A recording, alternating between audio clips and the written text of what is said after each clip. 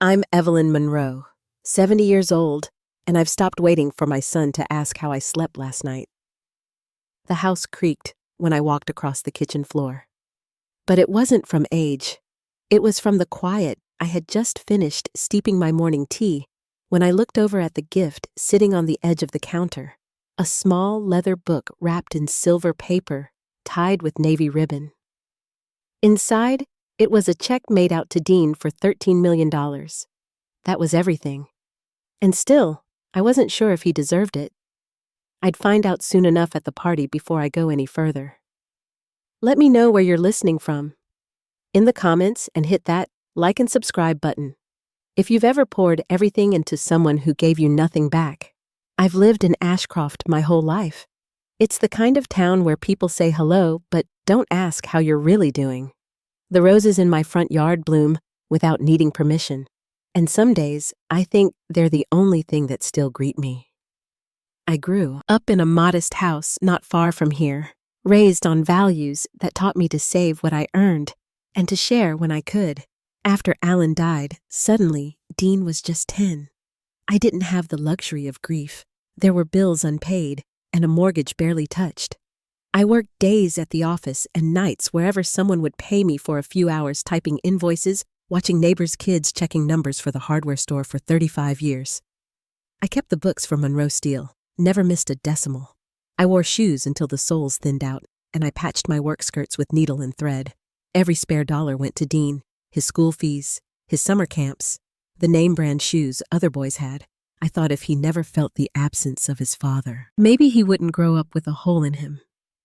But somewhere between childhood and success, Dean stopped calling me Mom and started calling me the woman who saves too much. He made jokes about my old car, told people I was stingy because I wouldn't pay for a trip to Cancun. He built a life in the upscale side of Ashcroft with his wife Shannon, a woman who treated my hand-me-down dishes like they were contagious. I kept my wealth to myself. No one, not even Carolyn, knew the full figure, not until this past spring when I sat at my desk and looked over the portfolio. 13 million and some change. I stared at it for an hour and I asked myself the question I'd avoided for years. Who is this money really? For that week I drove 2 counties over and bought a first edition of The Brave Knight. Thomas Dean used to beg me to read it every night. He'd pull the blanket up under his chin and whisper again, "Mommy?" Just once more the binding was worn, but the print inside was clean. I slipped the check between Chapter 4 and Chapter 5 and wrapped the book myself. Carolyn came by the next day with her hydrangeas. We had tea in the sunroom when I told her my plan. She frowned so hard I saw the crease deepen between her brows. She didn't say, "Don't," she just said, "Be careful." I told her I was moving to Maple Crest after the party. She told me to take the money and go to Rome instead. But I'd already made up my mind. I didn't need 13 million to sit alone in a 4-bedroom house full of silence. Maybe it was time to hand it all over and see what came back the night before the party. I stood at my hallway mirror. My dress was blue with tiny pink flowers. My hair pinned up the way Alan always liked it. I picked up the gift from the table by the door and held it close to my chest. Dean's house was on the north side of town. White brick 3 garages, hedges trimmed by professionals. I parked 2 blocks away so the other guests wouldn't see my old Chevy and walked the rest of the way in heels that pinched. And that's where I'll pause for now, because what happened when I stepped through that doorway changed everything. The walkway to Dean's front door was lined with potted orchids, each one placed like a deliberate display. I stepped up carefully, holding the gift close. Through the wide front windows, I could see the guests already mingling, some with wine glasses in hand, others with designer handbags looped over their wrists. The music floated out from hidden speakers in the hedges, soft jazz that didn't quite fit the heat of the day. Shannon opened the door before I knocked. "Evelyn." "How wonderful," she said, her voice too high and too fast. I offered a small smile. "It's a lovely afternoon." She wore a sleeveless red dress that clung to her frame and heels too tall for walking on grass. The smell of citrus perfume followed her as she turned and led me into the living room. Everyone's here already. Dean's out back with the men, but he'll be glad to see you. The house felt like it belonged in a magazine, shiny floors, granite counters, flowers that looked professionally arranged. I followed Shannon through the crowd. Lila caught my eye near the kitchen and made her way over. "Grandma," she whispered, wrapping her arms around me. "I'm so glad you came. I wouldn't miss it, sweetheart." "How's school?" She lit up. "I got top marks on my literature essay. Professor Walter said I write like someone twice my age." Before I could reply, Shannon called from across the room. "Lila, sweetie, can you help with the hors d'oeuvres?" Leela sighed, but nodded. "I'll find you later, okay?" I nodded and watched her disappear into the kitchen, already reaching for a tray. I turned toward the living room and saw the crowd more clearly now. Most of them were strangers, neighbors from Dean's development business partners in sleek suits, women with manicured nails and identical smiles. I recognized only a handful. The rest looked right through me. I walked slowly toward the side table and picked up a glass of white wine. The cold glass gave me something to do with my hands. Through the patio doors, I spotted Dean near the grill, talking loudly with a group of men. He held a glass of whiskey and wore a fitted jacket over pressed slacks. His hair had silver at the temples now, and his cufflinks sparkled when he gestured. He looked like someone who belonged in that world. I stayed inside. No one spoke to me directly. I sat at the edge of the couch with the gift in my lap and tried not to fidget. A familiar voice startled me. Evelyn said, "Marilyn Porter," sliding onto the cushion beside me. "It's been too long." "Marilyn," I said, reaching for her hand. "How are the grandkids?" And for a few moments, we talked about safe things, her tomato plants, her youngest grandson's soccer team, the new bakery near Main Street. I almost forgot what I was holding. Then Shannon clapped her hands. "Everyone," she called. "It's time for presents." The room shifted. Conversation stopped. Dean sat in a wide leather armchair near the fireplace, a place that seemed made just for display. Shannon stood beside him like a hostess on television, directing waiters where to place the gifts, each box shinier and more expensive than the last. Guests came forward one by one. A golf set, a luxury watch, a bottle of something aged and foreign. Dean accepted each one with a handshake and a word of thanks. He smiled, nodded, laughed at the right moments. Shannon looked on proudly, her hand resting lightly on his shoulder. I watched, waiting. Then Shannon lifted a small box from a silver tray. "From me," she said, handing it to him with a kiss on the cheek.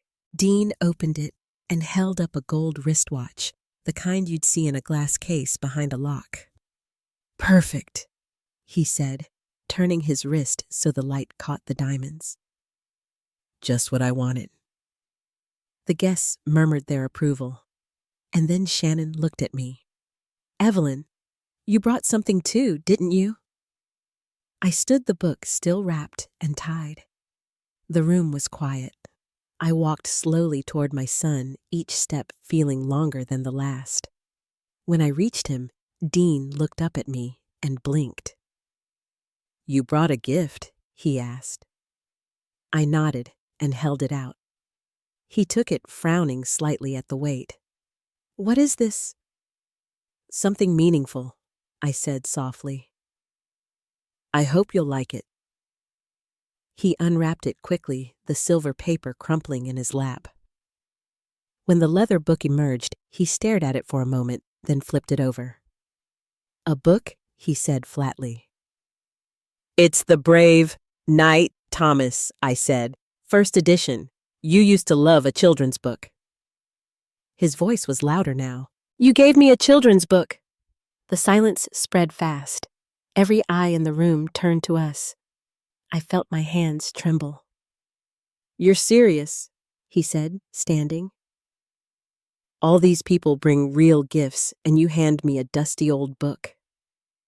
"It's not just every year," Dean said, his voice rising. "You find new ways to be cheap." I'm 45. Mom, I run a company. I live in the real world. And this is what you think is appropriate. He held the book up like it offended him. Dean, please, I said, open it. But he didn't. He dropped it. It hit the floor with a heavy thud and bounced once, landing open with the pages splayed. He stepped closer, looking down at me. You are a disgrace to this family, always have been. No one spoke. Even the music had stopped. I'm sorry, I said, not sure who I was speaking to. I should go. I turned and walked through the crowd. No one stopped me. At the door, I heard Lila's voice behind me, soft and uncertain. Grandma, wait, but I didn't stop. I walked to the car and shut the door behind me. My hands found the steering wheel, but I couldn't start the engine. Not right away. Through the windshield, I saw the party continue. People moved toward the backyard. The music returned. Laughter picked back up. The book stayed on the floor inside, untouched. The check still nestled between the pages, forgotten. By the time I pulled into my driveway, something in me had shifted. I looked at the house, the garden, the quiet waiting inside. And I knew one thing: I would not be going to Maple Crest.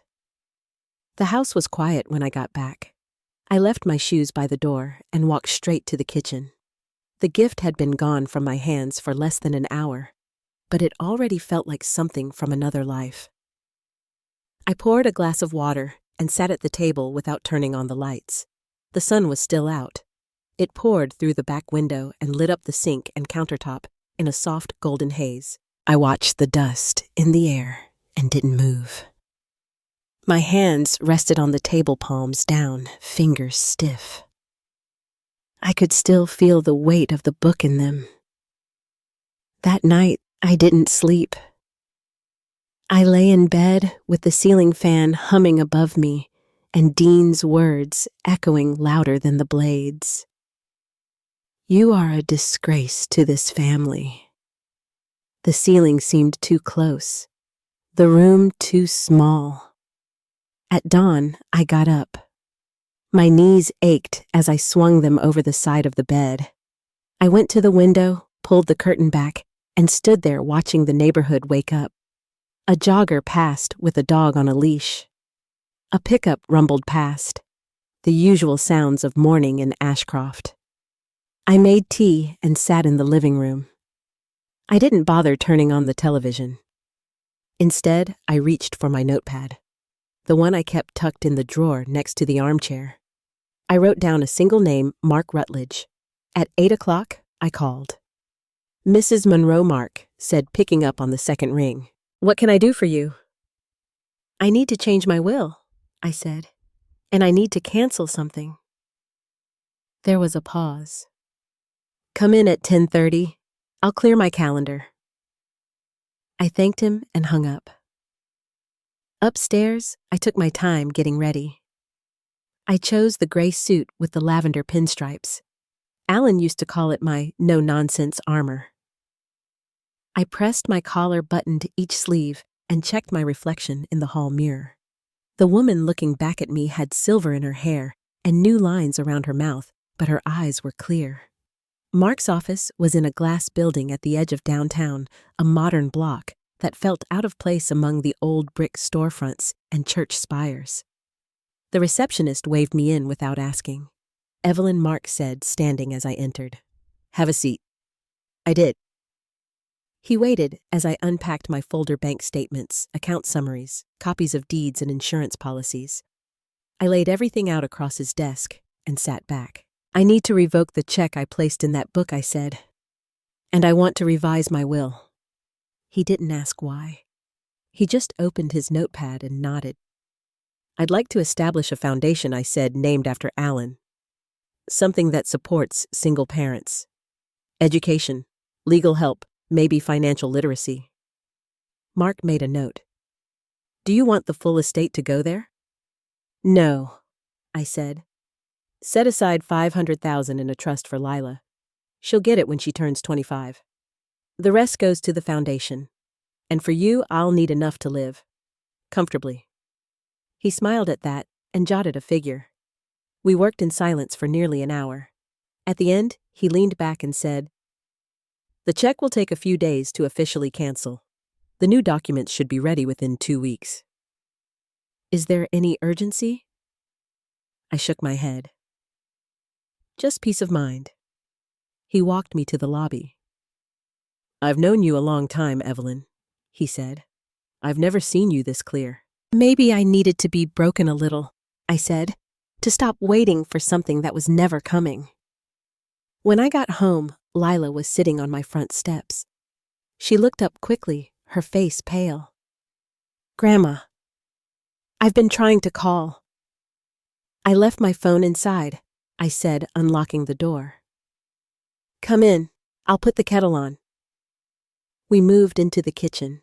She sat at the table while I filled the kettle and pulled down the blue and white cups from the cabinet.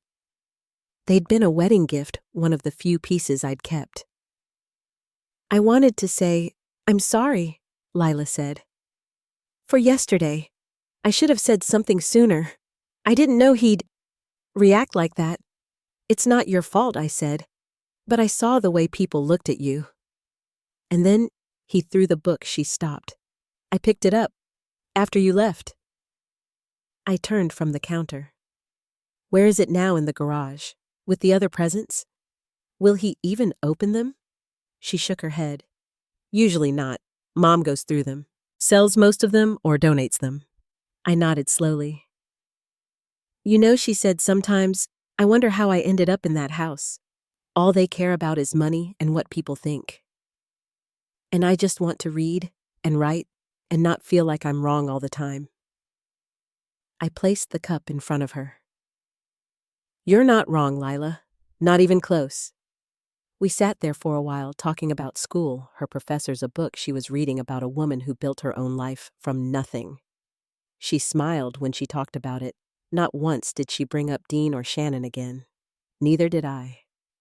Before she left, I walked her to the door. "I need to tell you something," I said, adjusting her jacket on her shoulders. "I changed my will. Most of the money will go to a foundation in Alan's name, but a trust is set up for you. When you turn 25, it'll be there enough for school, enough to start fresh." She blinked. "I didn't even know you had money." I smiled. "Sometimes I forget too. But it's taken care of now." She threw her arms around me. "You're the best person I know." After she left, I sat by the window in the living room. I watched the sky change from gold to gray, the clouds drifting low over Ashcroft's rooftops. The weight in my chest had started to lift, not all at once, but noticeably. That evening, I received a message from Mark. The request to cancel the check had been processed and submitted. Within a few days, it would be officially voided. I read the email twice, then a third time. The next morning, I returned to his office to finalize the foundation documents. We gave it the name, the Allen Monroe Family Support Fund. Mark printed the forms, and I signed every page. Each stroke of the pen felt like something leaving my body. Grief, regret, old hope. When we finished, he reached across the desk and shook my hand. "I think Alan would be proud," he said. I looked out the window at the street below. "We'll see." 3 days later, I received formal confirmation from the bank. The check was invalid. It could no longer be deposited, endorsed, or used in any form. It was for all legal purposes a slip of paper with no power. And somewhere in the back of Dean's garage, it still sat between Chapter 4 and Chapter 5, unopened, unseen, forgotten. The paperwork was done. The foundation account was opened. The trust for Lila had been funded and sealed. I stood at the mailbox holding the final notice from the bank. The check was officially canceled. That evening, I walked through each room of my house with a notebook and a pencil. I listed what I would give away, what I would donate, what I would take with me.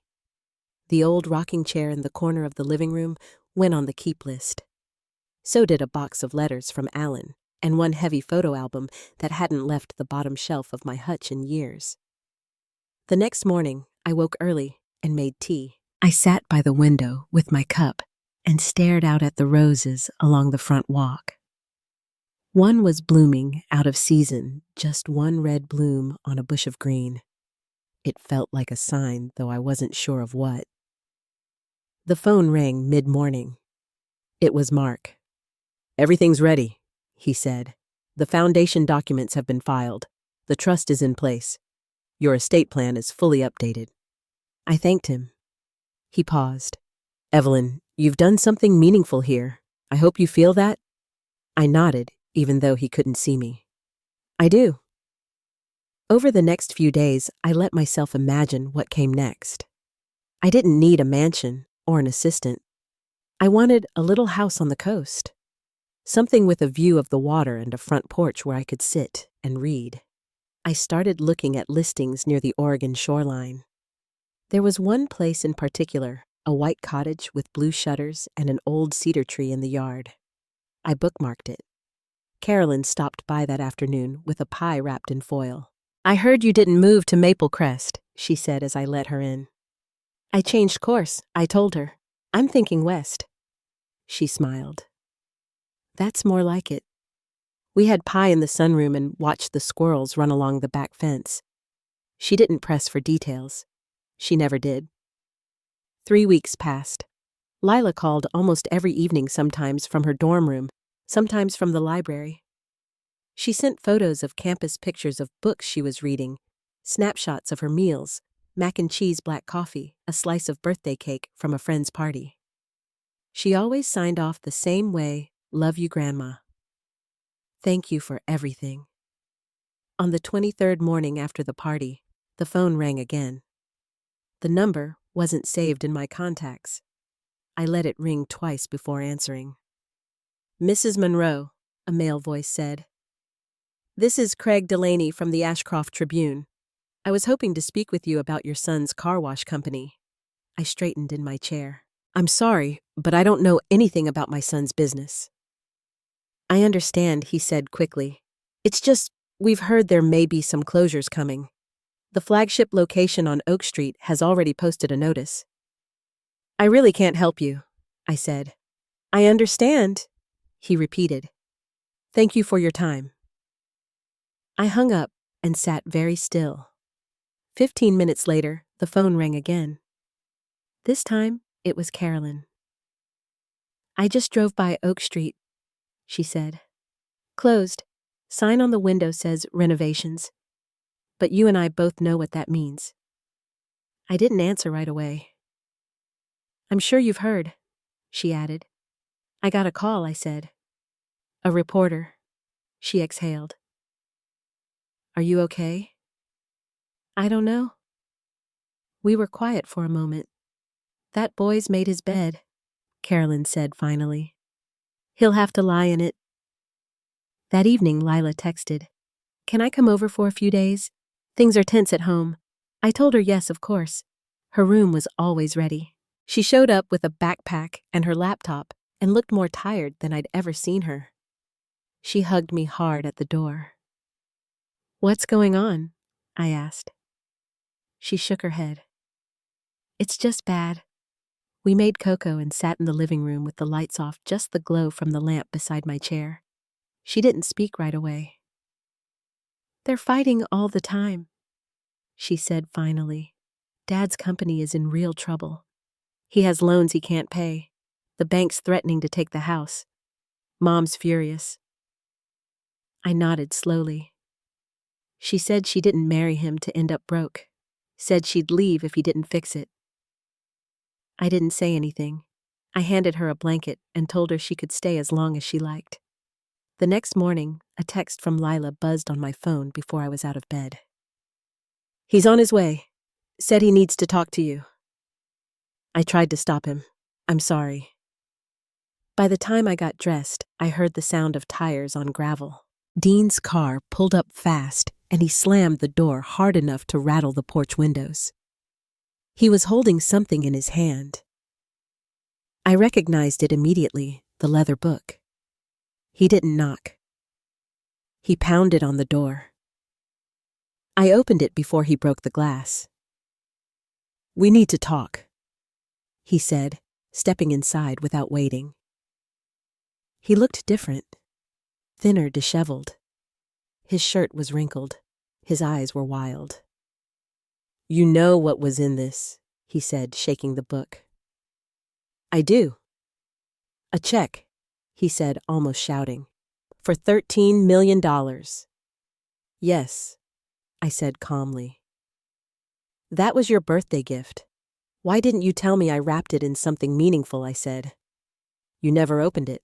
"I found it last night," he said. "I was sorting through stuff in the garage. I saw it and figured maybe I'd sell it, see if it was worth anything. And I found the check." He ran a hand through his hair. "I called the bank. They said it was canceled." "Canceled." "It was." "Why?" he said louder now. "Why would you do that?" Before I could answer, Lila appeared at the top of the stairs. Dean turned toward her. "Go back to your room," he said. She didn't move. I looked back at him. "Because you threw it on the floor," I said. "Because you called me a disgrace. Because you humiliated me." Dean stared at the floor. "I didn't mean to." "You meant what you said," I replied. He dropped into the hallway chair and covered his face with both hands. "I'm going to lose everything. The business, the house. Everything." I stayed silent. "I need help," he said finally. "Please." The hallway was still. "You're too late," I said. Dean leaned forward, elbows on his knees, still gripping the book in both hands. His voice was quieter now. "I just need enough to start again," he said. "Not the whole thing, a fraction, that's all I'm asking." I stood in the doorway, the air between us, as still as it had been the day he was born. "You're asking for something that no longer exists," I said. "That money's gone. It belongs to the foundation." Dean lifted his head, eyes narrowing. "But you kept some for yourself. You're traveling, you're comfortable. You didn't give all of it away. I kept what I needed to live, not what you think I owe you." His mouth tightened. "You're punishing me. I'm holding you accountable." He shook his head. "You're doing this over one bad day, one mistake." "That wasn't the first time," I said. "It was just the last time." Behind me, Lila moved quietly from the staircase to stand at my side. Dean looked over at her, but said nothing. The hallway felt small, the silence thick. "I gave you everything I had, Dean," I said. "All my years, all my work, every bit of strength I could find. And when I handed you something that mattered to me, you threw it on the floor." He stood suddenly, the chair creaking beneath him. "You don't understand what it's like. I've built everything from nothing." "No," I said calmly. "I built everything from nothing. You were raised in the house I paid for. Ate the food I stretched across weeks. Went to schools I worked overtime to afford. You weren't alone." He looked away, jaw clenched. "You'll regret this," he said, low and bitter. "When Shannon leaves, when Lila moves out, when I've lost everything." "I already have," I replied. He stepped closer, voice tight. "I'm your son. And I'll always love you," I said. "But I won't finance the life you refuse to build yourself." He turned sharply, walked toward the front door, then stopped halfway. You know what he said without turning around. Shannon was right. You were always just a bitter woman in thrift store shoes, always holding something back. Lila flinched beside me. Dean yanked open the door and slammed it behind him. We stood in silence until we heard his car pull away. Lila didn't say anything, She just reached down and picked up the book he'd dropped again. The pages were wrinkled now, the cover creased. She opened to the middle and stared at the space where the check had once been. "Did you really put it here?" she asked quietly. I nodded.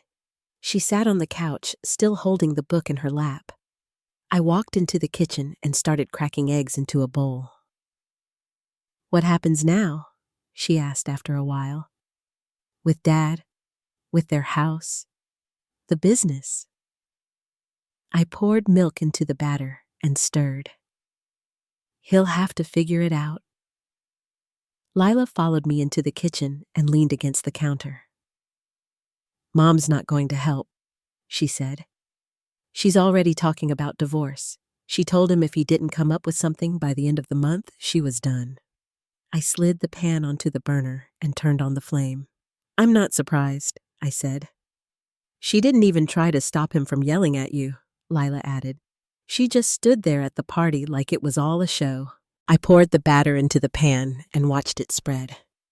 "Dad told me he took out a big loan to expand the business," Lila continued.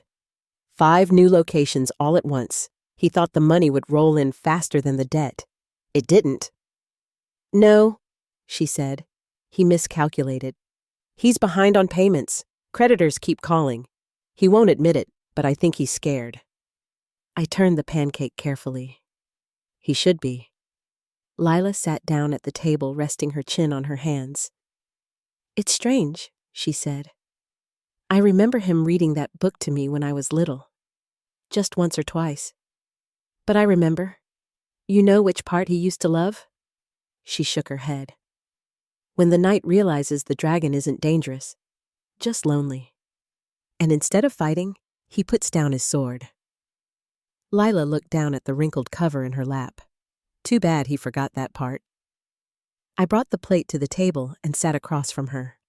We ate quietly, the way people do when their minds are full. Later that night, Carolyn called. "You won't believe what's going on over there," she said. "Shannon's holding a sale, out on the front lawn. Purses, shoes, jewelry, everything with a price tag." I leaned back in the chair.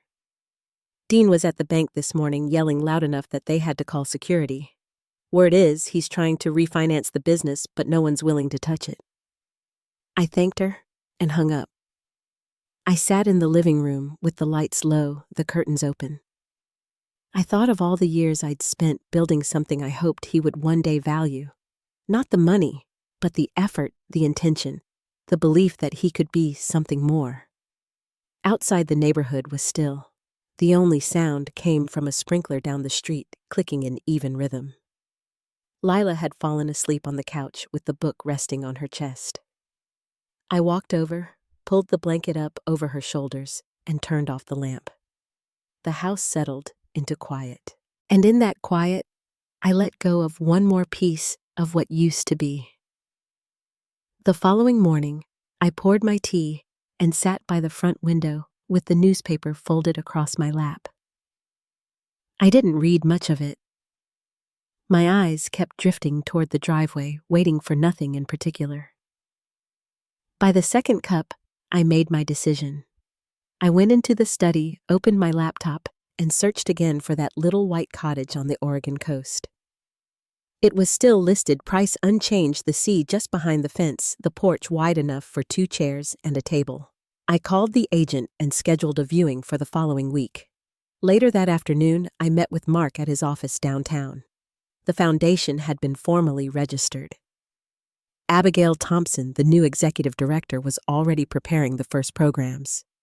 "She's eager," Mark said. "Organized, steady, and she understands the mission." "She's lived it," I replied. He handed me the final paperwork. I read through each page carefully, initials, where needed, signatures, where required. "Will you stay involved?" he asked. "I plan to," I said, but from a distance. He nodded and slid a folder toward me. Inside were the remaining documents, copies for my records, one for the foundation board, one for Abigail. As I left his office, I passed the cafe on the corner where Alan and I used to meet after work back when we were first married. I paused there just for a moment, then kept walking. That night, I started packing. I gave the dining table to a young couple down the block who were expecting their first baby. The living room rug went to Carolyn's niece. I boxed up my old work files and dropped them off at the town library in case someone else might need the templates. I kept my books, my journals, a small photo of Alan in uniform, and a wind chime I'd never hung up. I mailed Lila a letter through her campus mailbox. Inside was a handwritten note and a duplicate key to the cottage in Oregon. I told her it would always be open to her anytime, for any reason. 1 week later, the house in Ashcroft was sold. I didn't wait for a bidding war. I priced it fair, left the curtains, and included a handwritten welcome letter for the new owners. Carolyn drove me to the station with 2 suitcases in the trunk.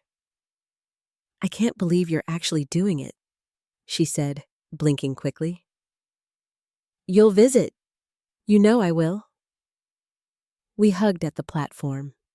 The train pulled in quiet and clean, its doors opening with a soft hiss. I found my seat by the window and watched the town fade away through streaked glass and soft morning light. In Oregon, the air smelled like pine and salt. The cottage was smaller than it looked online, but it was perfect. I opened every window and let the breeze roll in. I stocked the fridge with fruit and cheese and wine. I found a second-hand bookstore 2 blocks away and bought 3 paperbacks, then sat on the porch and started the first one with my feet tucked under a quilt. The Foundation's first project launched quietly a legal assistance hotline for single parents, then a scholarship fund, then a local partnership with the school district in Ashcroft. Abigail emailed me regular updates. I replied every Sunday night after I finished my calls with Lila. Lila stayed on campus full-time now.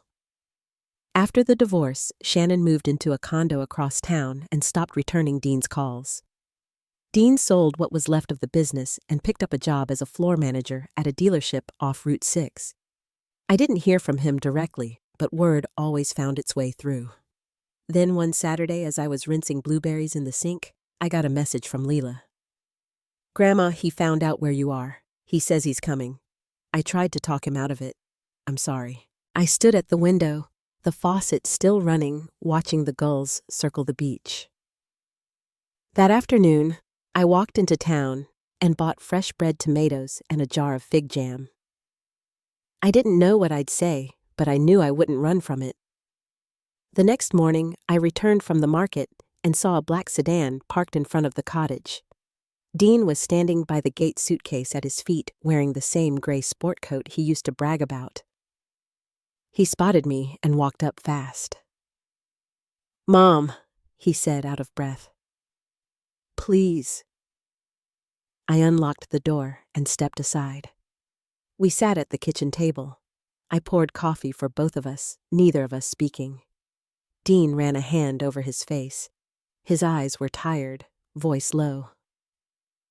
"I messed up," he said. "All of it. I know that." I waited. I thought if I could just fix one thing, get one break, it'd all turn around. But it didn't. It just got worse. I took a sip of coffee.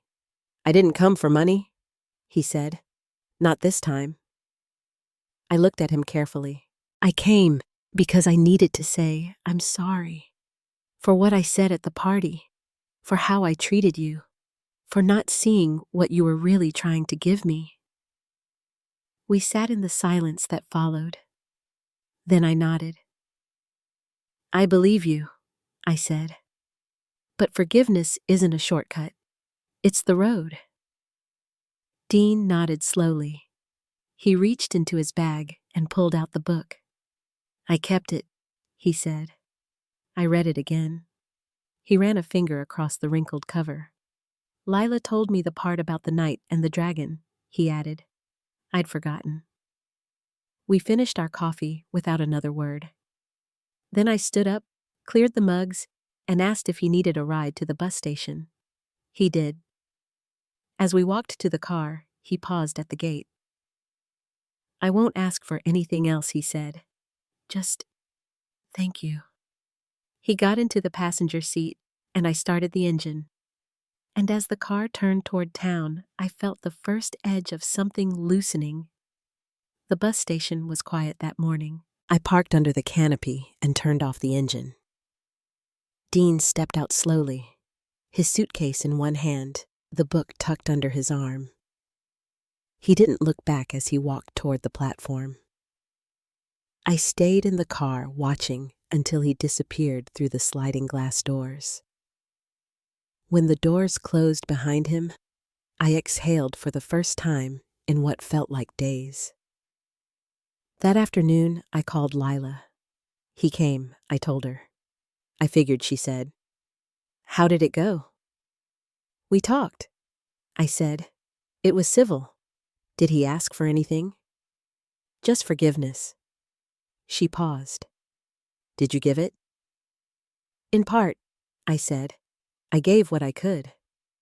We stayed on the phone for a while longer, not talking about the past, but about her next paper. A professor she liked, a short story contest she planned to enter. When we hung up, I sat at the kitchen table with a fresh cup of tea and looked out toward the sea. That evening, the sky turned lavender just before the sun dipped into the horizon. I walked down to the edge of the water and let the waves touch the tips of my shoes. By the end of the week, I received a letter in the mail with a North Carolina postmark.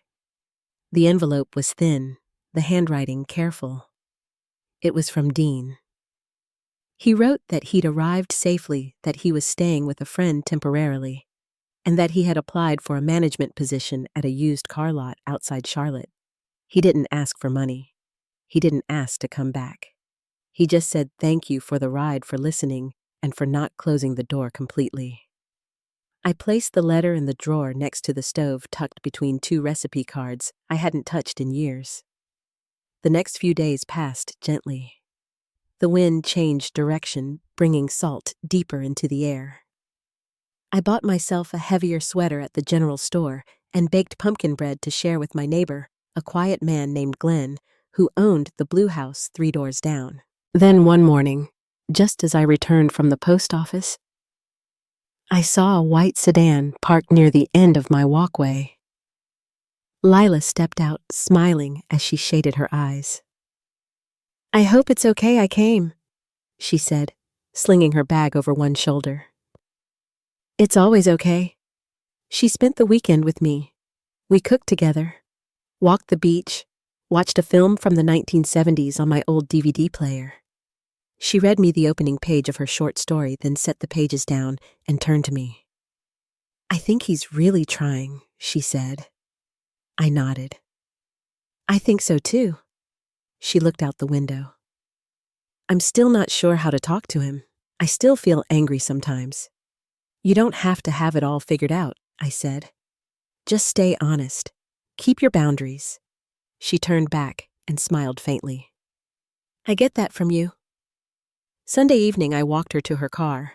The sky was clear, the air cool. Will you come visit again soon? I asked. Next month, she said. Maybe sooner. I stood at the edge of the drive, watching her taillights disappear. Then I went inside and lit the small lamp by the couch. That night, I reread Dean's letter. Something in the tone had shifted from the man who once stood in my foyer, demanding what he believed he deserved. This version of him sounded smaller. Not defeated, just stripped down. 2 weeks later, a package arrived from the foundation office in Ashcroft. Abigail had included a newsletter and a photo from a scholarship ceremony. 3 young parents had received awards. One of them held a toddler on her hip and smiled straight into the camera.